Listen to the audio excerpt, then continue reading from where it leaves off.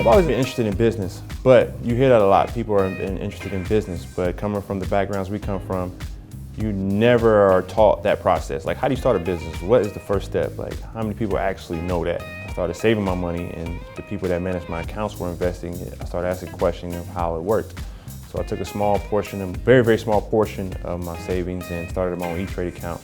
And then I got to help with some certain people to keep track of what I was investing in and what I needed to know before I invested in the company. Long story short, we did really well with a lot of tech companies. And from there, we started to learn about new companies that were IPing, that were going to get into public market soon. So we started tracking them. And then that's when we started going to the private market. That led me to the Golden State Warriors to play. We talk about having power and ownership of free agency. So I said, there's an opportunity for me to play in a market that not only benefits me on the court, but benefits me off the court. From there, I started the Players Tech Summit.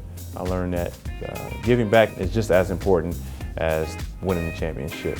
Because what good does it do if you don't take care of the sport that puts you in the position that you're in? So not just bringing basketball players into the tech space, but all athletes. And we get players to see every part of the tech world, anywhere from start to finish. We're trying to help the guys navigate their way through that world and not being taken advantage of, first of all, but having an understanding of what your batting average should be. If you invest in 10 companies, you're lucky if one hits.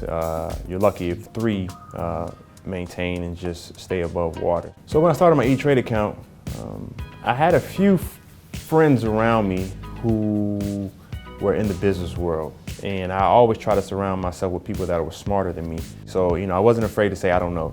So being around these folks, we had a lot of conversations, and I just asked questions. And then they gave me a few books, like The Dummy's Guide to Investing, Dummy's Guide to Saving, and I wasn't afraid to read it. And then when I first started investing, I just invested in things that I knew.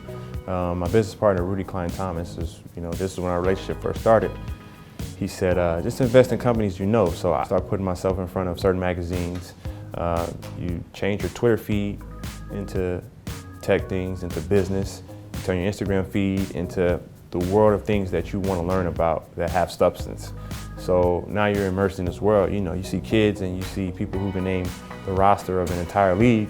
I just learned your roster of an entire tech IPO for the upcoming year. It's all been good for me. It's been a great journey and just trying to enjoy it.